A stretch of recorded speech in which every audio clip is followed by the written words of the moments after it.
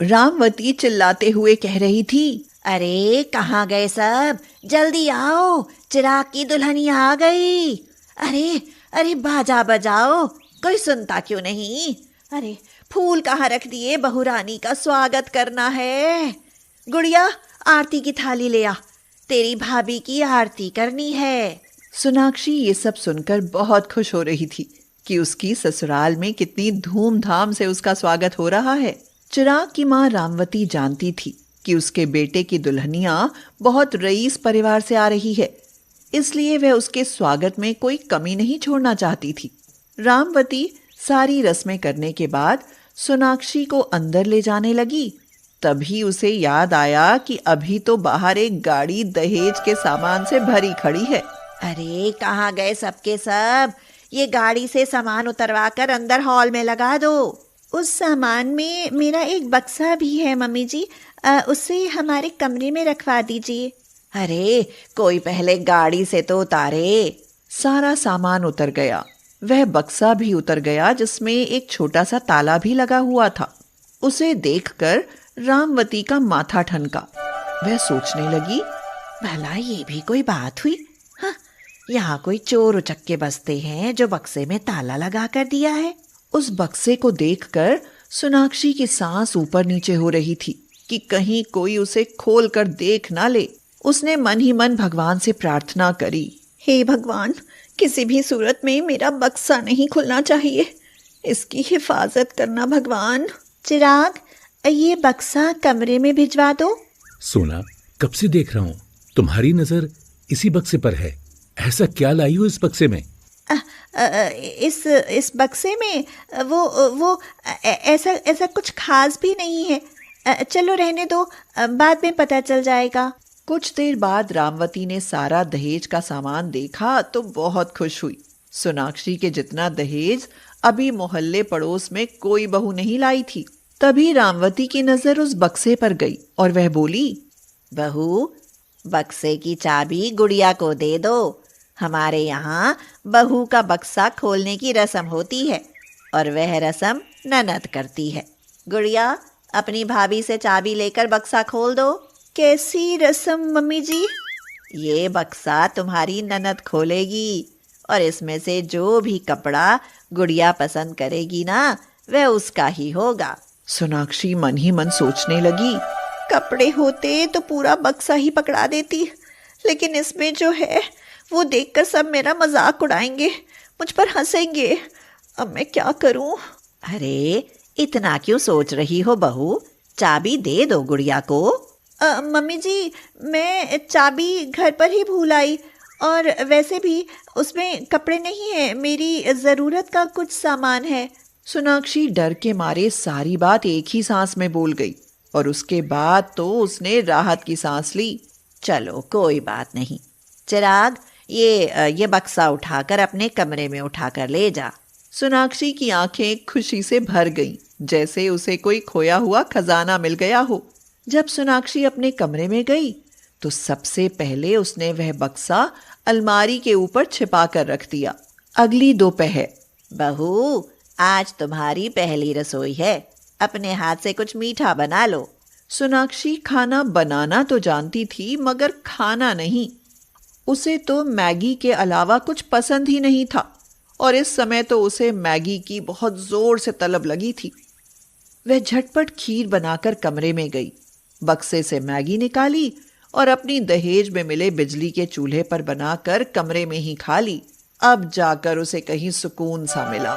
उसके बाद वह रसोई घर में गई और सबके लिए खाना बनाकर परोस दिया। सोना, तुम्हारा खाना कहाँ है? तुमने अपनी थाली नहीं लगाई? वो दरअसल मुझे भूख नहीं है, आप लोग खाइए, मुझे जब भूख लगेगी तो मैं खा लूंगी। इस तरह दिन सप्ताह बीतने लगे। सोनाक्षी किसी को खाना खाती नजर ही नहीं आती। एक दिन रामवती गुड़िया से बोली, अपनी भाभी से कुछ सीख ले, वह बेचारी पूरे दिन काम में लगी रहती है, खाना भी पता नहीं खाती है या नहीं। फिर भी मजाल जो शरीर में जरा भी आलस हो, और एक तू है पूरे दिन खाती है, फिर भी तुझे काम करने के नाम से ही थकान हो जाती है। माँ, बात में कुछ राज है। कैसा राज?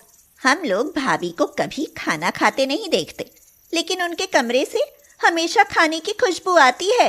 ये बात तो है गुड़िया, लेकिन चिराग भी ऑफिस से खाली हाथ आता है, तो वो कमरे में क्या खाती होगी?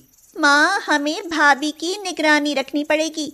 देखना पड़ेगा कि वे रसोई से कब, क्या और कितना खाती हैं। भला इतने दिन कोई बिना खाना खाए इतना चुस्त कैसे हो सकता है? और देखो, उनके शरीर में जरा भी कमजोरी नहीं है। उस दिन के बाद वो दोनों माँ बेटी घर में रोटियां गिन कर रखने लगी, लेकिन ताज्जुब था कि उनके घर में खाने का कोई भी सामान जरा भी कम ही नहीं होता। एक दिन गुड़िया ने खिड़की की दरार में से झांक कर देखा कि सोनाक्षी ने अलमारी के ऊपर से बक्सा उतारा। उसके बाद उसने क्या किया, कुछ दिखाई नहीं पड़ा। सोनाक्षी मैगी खाकर सबूत मिटा चुकी थी, लेकिन जब दरवाजा खोलकर कमरे से बाहर निकली तो उसने जोर से डकार ली। रामवती और गुड़िया को बाहर खड़े देख वह डर गई। अरे बहू, ये रंग कैसे उड़ा सा है? और कहीं तुम्हारा पेट तो खराब नहीं? बिना कुछ खाए डकारे मार रही हो। चलो खाना खा लो। नहीं मम्मी जी, भूख नहीं है। सोनाक्षी जल्दी से रसोई समेटने में लग गई। एक दिन गुड़िया ने फिर से दरवाजे की दरार से देखा कि सोनाक्षी ने अलमारी के ऊपर से वही बक्सा उतारा है, लेकिन उसके बाद वह उसमें क्या करती है कुछ दिखाई नहीं पड़ा। मन में बहुत से सवाल उठे कि ऐसा इस बक्से में क्या है जो खत्म होने का नाम ही नहीं लेता। कहीं कोई जादू वादू तो नहीं?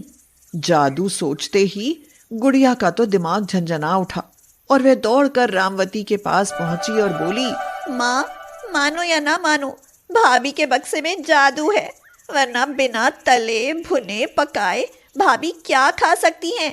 अब तो मुझे भी डर लगने लगा है गुड़िया, कहीं बहू कोई जादूगरनी तो नहीं? हाय माँ, भैया से भी पूछो उस बक्से में क्या है। पागल हो गई है क्या?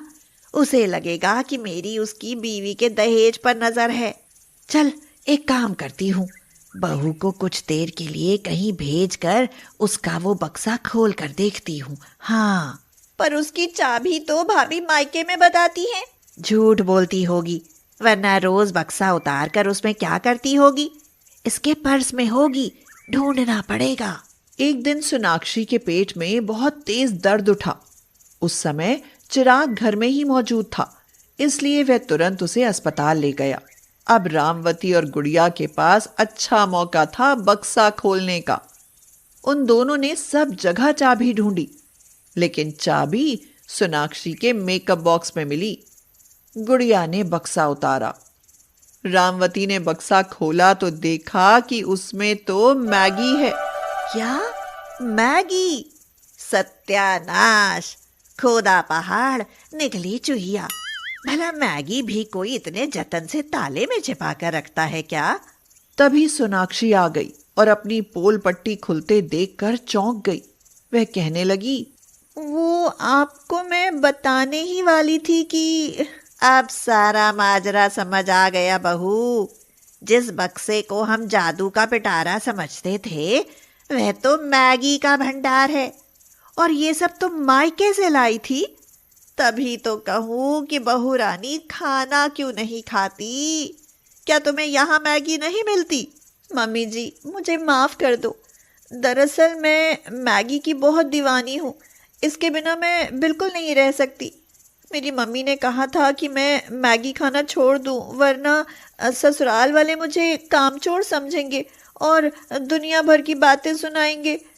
इसीलिए मैं मैगी इस बक्से में छिपा कर लाई थी कि किसी को पता नहीं चले कि मैं हद से ज़्यादा मैगी खाती हूँ। लेकिन सोना, अब तुम्हें मैगी छोड़नी पड़ेगी, क्योंकि इसकी वजह से डॉक्टर ने तुम्हारी आंतों में सूजन बताई है। अगर मुझे पता होता कि मेरी बहू रानी मैगी की दीवानी है, तो भला मैं उसे खाने के लिए क्यों मना करती? आखिर बहू भी तो मेरी बेटी है।